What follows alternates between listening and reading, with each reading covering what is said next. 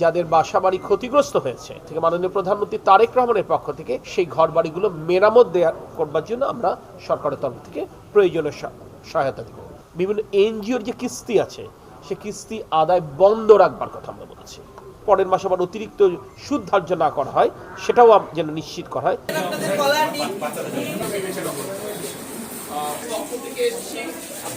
গত 7 দিন যাবৎ যে অতিবৃষ্টি এবং পাহাড়ি ঢলের কারণে যে একটু বন্যা পরিস্থিতি উদ্ভব হয়েছে, যে কারণে একটা দুর্যোগ অবস্থা বিরাজ করছে, এটা মোকাবেলায় আমাদের স্থানীয় জেলা প্রশাসন, উপজেলা প্রশাসন, আমাদের স্থানীয় সংসদ সদস্য নেতৃত্বে প্রথম দিন থেকেই কাজ করছেন। কিন্তু মানুষের কষ্টের প্রকৃতি বাড়বার সাথে সাথে মাননীয় প্রধানমন্ত্রী জনাব তারেক রহমানও এই প্রক্রিয়ায় সম্পৃক্ত হয়েছেন। উনি নিয়মিত যোগাযোগ রেখেছেন। তারপরেও উনি মনে করেছেন যে আরেকটু ভালো সমন্বয়ের জন্য, বিশেষ করে পুনর্বাসন কার্যক্রমে গতি আনবার জন্য একজন সমন্বয়ের দায়িত্ব পালন করলে কিংবা তদারককারী একজন থাকলে হয়তো বা কাজের সুবিধা হবে, সেই চিন্তার জায়গা থেকে সরকারের পক্ষ থেকে, ওনার পক্ষ থেকে আমাকে দায়িত্ব দেওয়া হয়েছে। আপনারা জানেন সেই দায়িত্ব পালনের অংশ হিসেবে গতকাল সকালবেলা আমি চিটাগাং এসেছিলাম, আজকে এখানে রাঙামাটিতে আসলাম। এখানে স্থানীয় প্রশাসনের যত সরকারি কর্মকর্তাবৃন্দ আছে সকলের সাথে কথা বলেছি। ভার্চুয়ালি সকল উপজেলা নির্বাহী কর্মকর্তারা সংযুক্ত ছিলেন। প্রত্যেকের কাছ থেকে এই মুহূর্তের পরিস্থিতিটি জানবার চেষ্টা করেছি।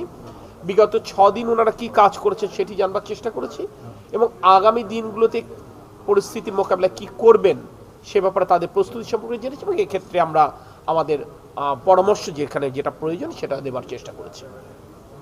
এখানে মোটা দাগে যে আমরা সিদ্ধান্ত গ্রহণ করেছি সেটা হচ্ছে এই মুহূর্তের আমাদের চ্যালেঞ্জ হচ্ছে রেস্কিউ অ্যান্ড রিলিফ, কিন্তু আগামী দিনগুলোতে আমরা পুনর্বাসনের ক্ষেত্রে আমরা ফোকাস করব। অর্থাৎ যে মানুষগুলো তার বাসা বাড়ি ছেড়ে আশ্রয় কেন্দ্রে আছে, শুধু তারা না, যাদের বাসা বাড়ি ক্ষতিগ্রস্ত হয়েছে, সরকারের তরফ থেকে মাননীয় প্রধানমন্ত্রী তারেক রহমানের পক্ষ থেকে সেই ঘরবাড়িগুলো মেরামত দেওয়ার করবার জন্য আমরা সরকারের তরফ থেকে প্রয়োজনীয় সহায়তা দেব। কৃষি ফসলের যে ক্ষতি হয়েছে, অন্য মৎস্য খামারি যে ক্ষতি হয়েছে, সেই ক্ষতিগুলোও আমরা সরকারের তরফ থেকে ইনশাল্লাহ পুষিয়ে দেওয়ার চেষ্টা করব। সড়ক অবকাঠামো যে ক্ষয়ক্ষতিগুলো হয়েছে, এখানে আমাদের রোডসের প্রতিনিধি ছিলেন, এলজিডি প্রতিনিধি ছিলেন, আমরা তাদেরকে বলেছি সেই ক্ষয়ক্ষতিগুলো নিরূপণ করবার জন্য, যাতে করে পরিস্থিতি স্বাভাবিক হওয়া মাত্রই তারা এখানে রিপেয়ার মেইনটেন্যান্সের কাজে তারা মনোনিবেশ করতে পারেন।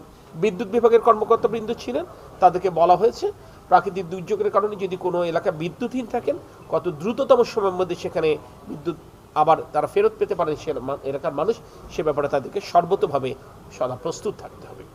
এই কাজগুলো করেছি। আরেকটি গুরুত্বপূর্ণ সিদ্ধান্ত আমরা নিয়েছি, যেটা জেলা প্রশাসককে আমরা দায়িত্ব দিয়েছি, প্রয়োজন হলে আমরাও সেখানে কথা বলবো। সেটা হচ্ছে, যেহেতু অনেক এই অঞ্চলে মানুষ ক্ষতিগ্রস্ত হয়েছে, এই ক্ষতিগ্রস্ত মানুষের এই মাসে বিভিন্ন এনজিওর যে কিস্তি আছে সে কিস্তি আদায় বন্ধ রাখবার কথা আমরা বলেছি, এবং কিস্তি আদায় বন্ধ থাকবে শুধু না, এর জন্য আবার জন্য অতিরিক্ত পরের মাসে আবার অতিরিক্ত সুদ ধার্য না করা হয় সেটাও যেন নিশ্চিত করা হয়, সে ব্যাপারে আমরা একটা সিদ্ধান্ত গ্রহণ করেছি।